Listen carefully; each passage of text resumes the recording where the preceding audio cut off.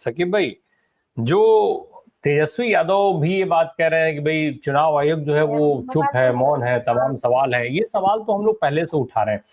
हम तो पहली बार जब चुनाव आयोग ने मौतों की बात कही, ना मिलने वाले लोगों की बात कही, तब से हम लगातार ये सवाल पूछ रहे थे भाई आखिर वो कौन लोग हैं जो नहीं रहे, कब से वो लोग नहीं हैं, ये सारी जानकारी कैसे है आपके पास। जो विदेशी नागरिक कहा जा रहा था कि बांग्लादेशी हैं, नेपाली हैं, म्यांमारी हैं, वो आपको कैसे पता चला, वो कौन लोग हैं। ये सारे आंकड़े सार्वजनिक क्यों नहीं होते हैं? क्यों केवल आप अपने हिसाब से आपने एक सूची, एक ड्राफ्ट को पब्लिश कर दिया? अरे भाई, आपने जब नाम हटाए तो जिन लोगों के नाम हटाए गए, जो मर गए हैं या जो वहां से स्थायी रूप से मूव कर चुके हैं या जो विदेशी, उन सबके नाम भी उसी सूची के साथ पब्लिश करिए। आप उसी ऐप में आपको पब्लिश करना है, कोई नया ऐप तो बनाना नहीं है उसके लिए। तो ये सब करने में दिक्कत क्या है? एक और चीज है, जरा वो सूची दिखाइए, जरा वो सूची दिखाइए, वो पन्ना दिखाइए, जो पन्ना सोशल मीडिया पे खूब वायरल हो रहा है, जिसको लेकर के खूब सवाल उठ रहे हैं। महाराष्ट्र का मॉडल क्या था? आखिर यही महाराष्ट्र मॉडल भी तो था कि एक ही मकान में 500-500, 600-600 वोट बना दिए गए थे। कहीं मॉल, कहां वोट मिल गए, जिसको अब कर्नाटक की बात जो राहुल गांधी कह रहे हैं। आखिर यही मॉडल तो था कि जिस तरीके के मकान में दिखाया जा रहा है, 107 नंबर में कौन कौन से लोग कह रहे हैं ये वो मकान है कि कहीं कुछ और ही क्या चीज है वो जो 107 नंबर में। वहीं तिवारी जी भी हैं, सिन्हा साहब भी हैं, अंसारी साहब भी हैं, पासवान साहब भी हैं, मुस्तफा साहब भी हैं, यादव जी भी हैं, सारे लोग एक ही मकान में रह रहे हैं। भाई वो तो ऐसे मकान को तो आप, मुझे लगता है कि फिर एक नोबेल की डिमांड आपके तरफ से, एक नोबेल वाली जगह बढ़ गई, क्योंकि इससे बेहतर उदाहरण सर्वधर्म संभाव का भारत के अंदर और क्या मिल सकता है कि एक मकान में इतने लोग रहते हैं। इसके अलावा ये जो पन्ना अमित मालवीय ने सबसे पहले ट्वीट किया था, उसमें तेजस्वी यादव का नाम दिखा रहा है। तेजस्वी यादव अकेले रहते हैं अपने घर में, बाकी उस मकान में और कोई नहीं रहता है, उनके साथ एक और किसी व्यक्ति का नाम है मंटू कुमार रहते हैं, मंटू कुमार। क्यों उनके परिवार का कोई उनके साथ नहीं रहता है क्या? ये तेजस्वी अकेले रहते हैं? जी राजीव भाई, रामप्रकाश भाई, देखिए ये जो पन्ना आपने दिखाया है, ये दीघा विधानसभा का जो है मकान नंबर 107 है। इसमें कल भी मैंने कहा कि इसमें जो आइडिया ऑफ इंडिया है उसकी झलक आपको दिखेगी, और ये बिल्कुल ऐसा आचार्य नरेंद्र देव और लोहिया के समाजवाद को भी इस पन्ने ने पानी पिला दिया है। ये ऐसा समाजवादी पन्ना है मुझे लगता है। बल्कि हमको तो लगता है कि इतना समतामूलक समाज तो हरिवंश राय बच्चन की मधुशाला में भी आपको नहीं मिलेगा, जैसा चुनाव आयोग ने पेश किया है। इसके इतर भी आप सुनेंगे अगर, तो हम दावे के साथ कहते हैं कि बाकी के तीनों लोग, हम लोग हंसेंगे ही हंसेंगे, लेकिन आप चुनाव आयोग की कार्यशैली पर गंभीर सवाल खड़ा कर सकते हैं। देखिए, निर्वाचक का नाम है मोहम्मद सनाउल्लाह, पति का नाम है अरविंद कुमार, और उम्र 50 साल, महिला, लिंग में महिला, मतलब सनाउल्लाह जो है, मोहम्मद सनाउल्लाह वो महिला है ना। श्वेता गुप्ता, पिता का नाम अदर, मतलब ऐसे सैकड़ों आपको मैं दिखा सकता हूं, ठीक है। निर्वाचक का नाम नूरेशा खातून, पिता का नाम अब्दुल ठाकुर। अभी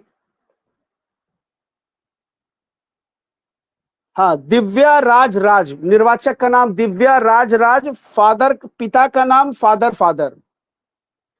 निर्वाचक का नाम मधु कुमारी, पति का नाम हस्बैंड। ये आप समझिए, ये मतदाता गहन पुनरीक्षण के बाद ये हाल है। तो अगर इन्होंने सिर्फ पुनरीक्षण किया होता तो क्या होता? मतलब जब रात है ऐसी मतवाली तो सुबह का आलम क्या होगा?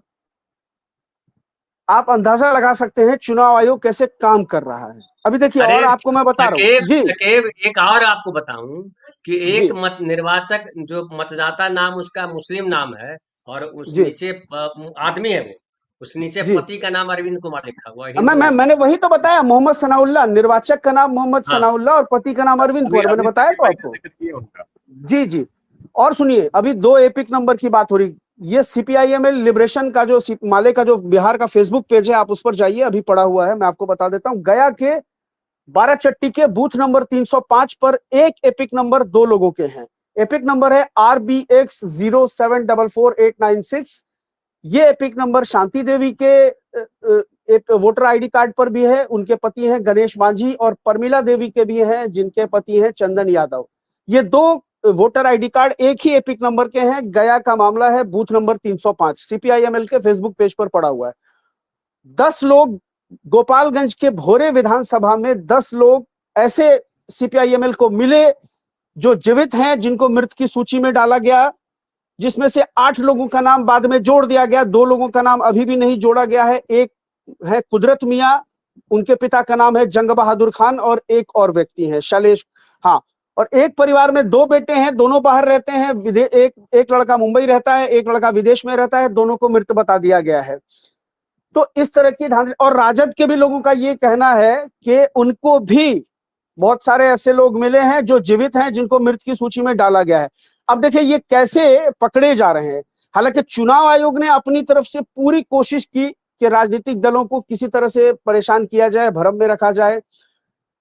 मृतकों की कोई सूची नहीं दी गई। जो चुनाव आयोग कह रहा है कि हम वो सूची आपको उपलब्ध करा देंगे, 65 लाख लोगों की सूची उपलब्ध करा दी है। अब क्या है, विधानसभा वार सूची है, उसमें एक विधानसभा में 40,000 नाम कट गए।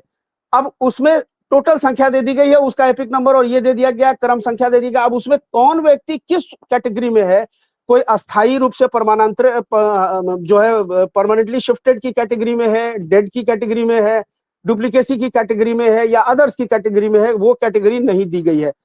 तो अब चुनाव जो राजनीतिक दल हैं, उनके बीएलए जो हैं, वो ढूंढ करके उनको निकाल रहे हैं। और मैं पूरी जिम्मेदारी से कह रहा हूं आपको कि 12 अगस्त तक सैकड़ों लोग निकाल लिए जाएंगे, क्योंकि ये मामला बिहार के लोकतंत्र, बिहार का सिर्फ मामला नहीं, ये पूरे देश का मामला है। वोट चोरी नहीं, बल्कि जनादेश की डकैती का मामला है। जो जनादेश की डकैती वो संस्था बैठ करके कर रही है, जिस पर इस देश के जनादेश की पारदर्शिता को सुनिश्चित करने का संवैधानिक दायित्व है। वो संस्था जनादेश की डकैती कर रही है, इसलिए मामला बहुत गंभीर है और लोग इसमें लगे हुए हैं। और ऐसे तो सैकड़ों लोग आपको मिल जाएंगे जो मृत हैं और उनको सूची में डाल दिया गया है। हमारे पीछे पड़ोसी है, मेरे घर है उनका, उनकी पत्नी कोविड में उनका देहांत हो गया, उनका एनुमरेशन फॉर्म भी घर में जमा नहीं किया गया था। बीएलओ को भी पता है कि भाई अब ये नहीं है, ये कोविड में इनका देहांत हो गया, लेकिन उनका नाम वोटर लिस्ट में आ गया है। ये 1/8/2025 को जो सूची प्रकाशित हुई है उसमें उनका नाम आ गया है। तो ये मैं आपको बता रहा हूँ राम प्रकाश भाई, इस तरह का मामला है। और देखिए असल में क्या है ना कि तेजस्वी यादव को नोटिस भेजा, अभी तो तेजस्वी यादव पर एफआईआर भी हो गई है। एफआईआर कराया है दीघा पटना में, दीघा विधानसभा के किसी थाने में कोई राजीव रंजन नाम के व्यक्ति हैं, उनके जरिए शिकायत दर्ज कराई गई है पुलिस में कि तेजस्वी यादव फ्रॉड है, 2 मतदाता प्रमाण पत्र वो रखते हैं। उनकी हिम्मत नहीं है कि सम्राट चौधरी के ऊपर वो एक एफआईआर दर्ज करा दें कि सम्राट चौधरी की उम्र 2010 के एफिडेविट के हिसाब से 28 साल की थी और वो 7वीं फेल थे, और 2020 के एफिडेविट में उनकी उम्र 51 साल हो गई और उनको डॉक्टरेट की डिग्री भी मिल गई है। मतलब उन्होंने कौन सी दवाई खाई है कि 10 साल के अंतराल में उनकी उम्र 23 साल बढ़ गई है। और ऐसे बहुत सारे झोल हैं सम्राट चौधरी के मामले में। वो राजीव रंजन अगर मेरी बात सुने, पब्लिक इंडिया देखते होंगे, तो मैं उनसे कहूंगा कि एक एफआईआर उनके खिलाफ भी दर्ज कराइए। बाकी हम लोग दोनों मिलकर के लड़ेंगे कि गलत तो गलत है, चाहे वो तेजस्वी करें चाहे सम्राट चौधरी करें। ईमानदारी होनी चाहिए गलत के खिलाफ लड़ने की, है ना, बदमाशी नहीं होनी चाहिए, मेरे कहने का ये मतलब है। तो ऐसे बहुत सारे मामले हैं, आप देख सकते हैं। और अभी देखेंगे आप राम प्रकाश भाई कि अभी बिहार में क्या तमाशा होगा। बिहार जेपी की धरती है, बिहार बेलछी कांड की धरती है, बिहार ही बोफोर्स घोटाले का उद्भेदन करने वाली धरती है। सबसे पहले प्रफुल्ल सर बताएंगे, बड़ी बड़ी क्रांतियां यहां से हुई हैं। या तो एसआईआर पूरे देश में हो जाएगा, या फिर बिहार ही उसको दफन कर देगा। यहाँ बिहार ही इस प्रक्रिया को खत्म कर देगा, और इतनी बुरी तरह से खत्म करेगा कि पूरे देश में करने की इनकी हिम्मत नहीं है।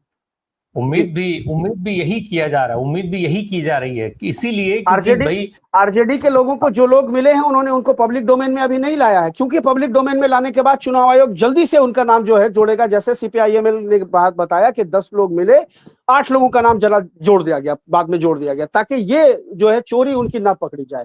आरजेडी के लोगों का कहना है कि वो हैं, वो रिजर्व कर लिए उन्होंने, उनको लेके जाएंगे, वो दिल्ली लेके जाएंगे, सुप्रीम कोर्ट लेके।